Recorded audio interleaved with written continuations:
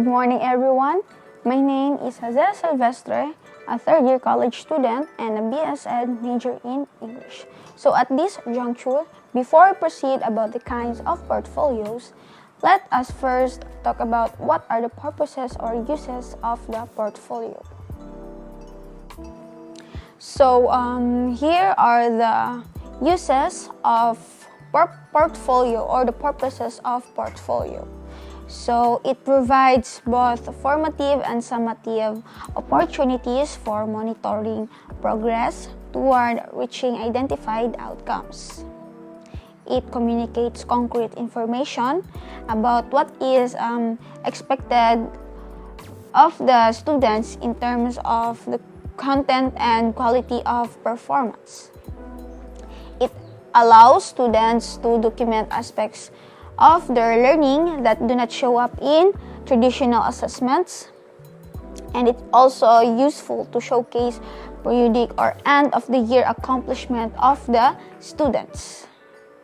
And also it is used to facilitate communication between the teachers and the parents regarding to the child's achievement and progress.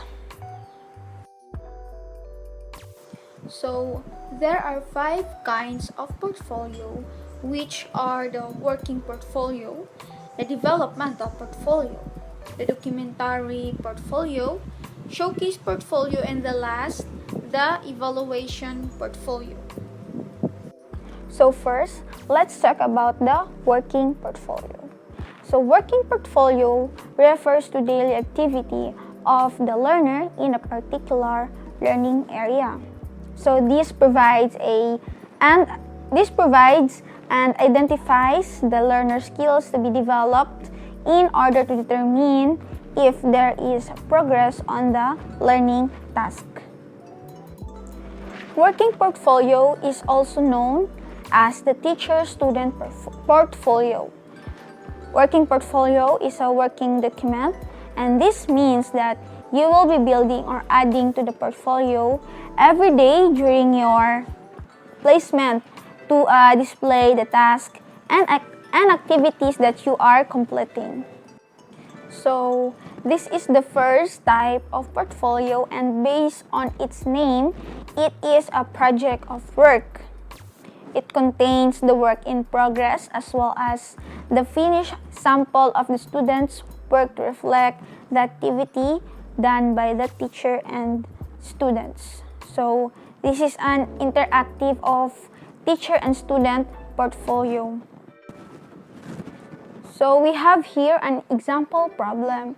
So on the first day of the class, first day of activity, James has 10 pieces of gums to share with her new friends. So there wasn't enough gum for all his friends, so he went to the store to get 3 more pieces of gum. So the question is, how many pieces of gums does James have now? So you have to add it, and the answer here is 13 pieces. On the second day of activity, James has 10 pieces of gum to share with his friends. There wasn't enough gum for all his friends, so he went to the store and got 70 pieces of strawberry gum and 10 pieces of bubble gum. So the question is, how many pieces of gums does James have now? So the answer here is 90 pieces, because you'll have to add it just like in the first activity. On the third day of activity, so here it is a complex problem because it's mixing multiplication, addition, and subtraction. James has 2 bags with 2 gums in each bag. Marcos, best friend of James, has 2 bags with 3 gums in each bag. So the question is, how many more gums does Marcos have?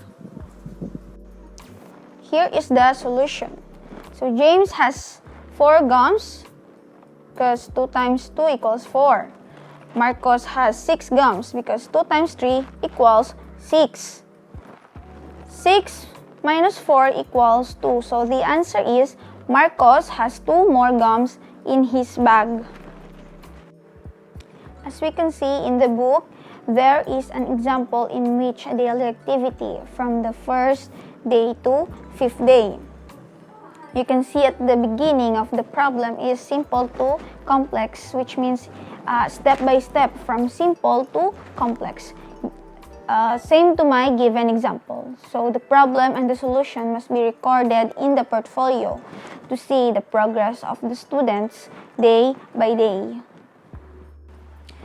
Working portfolio may contain the following evidences.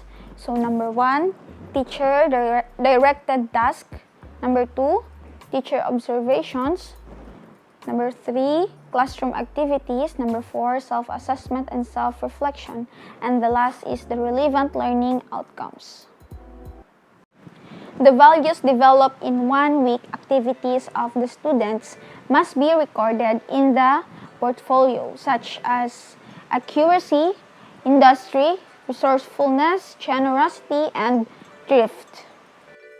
So let's go to the developmental portfolio. So which means it presents the development or progress of the directed task by the students based on the instructional objectives to determine the progress. It helps develop process skills. It identifies strengths and weaknesses of the students, and it also keeps track the development of more than one process product performance. The developmental portfolio, it shows development over time. Considered works in progress and include both self-assessment and reflection or feedback elements.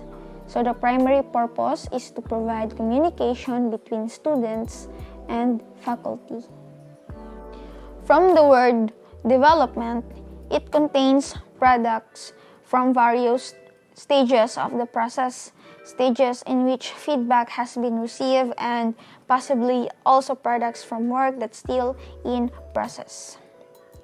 So the students select and submit pieces of work that can show evidence of growth or change over the time.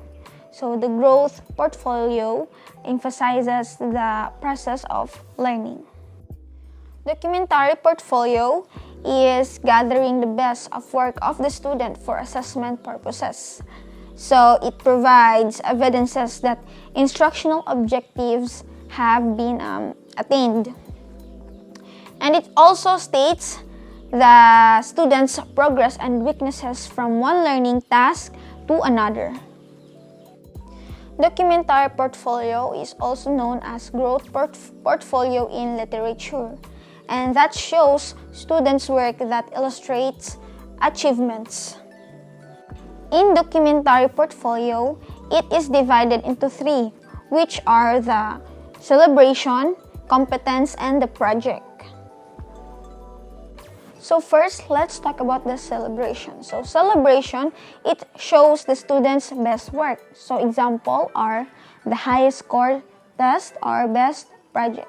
So this became example since it demonstrates the highest level of achievement attained by the student, and the work collected shows the students what can do and showcase work that the student is proud of. So next is the competence. So competence, it shows of achievement reached in relation to the learning targets. So for example, mastery of each competency needed to do electrical work. So the students would complete this kind of portfolio over the period of a unit or for accreditation of prior experience or learning. In doing some electrical work, they might be doing the work to be credited inside or outside of the school. So the last one is the project. So project, it illustrates competence or completion of a single task. For example, small group project about identifying chemicals in water samples. Best work can be performed in the areas of art, music, essay, poetry, creative writing, and research. Let's proceed to the showcase portfolio. The best work or award-winning feats of the student must be displayed. For example, in research office, president office, or in the library. It must be published in the school paper, as research journal, regional and national newspaper. So showcase portfolio, also known as the best work or display portfolio. So this focuses on the student's best and most representative work. This exhibits the best performance of the students. So the best work portfolio documents the student's effort with respect to the curriculum objectives. It may also include evidences of activities done outside the school, or it could be an assignment written at home. The most rewarding use of this showcase portfolio inside the classroom is it displays the students' best work that makes them proud of. So in this case, it encourages self-assessment and build of self-esteem of the student. The pride and the sense of accomplishment in the students can make the effort worthwhile and contribute to the culture of learning in the classroom. So this type of portfolio is often seen, for example, as exhibits during school visit or during parents' visitation in the school or in the classroom. So the last kind of portfolio is the evaluation. So evaluation portfolio, the best work or any task or activity of the student with progress or development must be recorded in the portfolio for grading purposes. For work or task of no progress or failure by the student must be also recorded to basis for remedial. So the evaluation portfolio is to be evaluative, consider or judge something carefully in the last part. Evaluation is an important component of the teaching learning process, and for instance, it is the evaluation of prior learning through the development and faculty evaluation of a student prepared portfolio. It is a technique by which student achievement of course objectives can be measured. So what is the purpose of evaluation portfolio? So the purpose is it is more standardized and it assesses student learning with self-reflection. So for examples are selected by teachers and predetermined. So that is all about of my report. Thank you for listening, and I hope you gain some knowledge about the kinds of portfolio.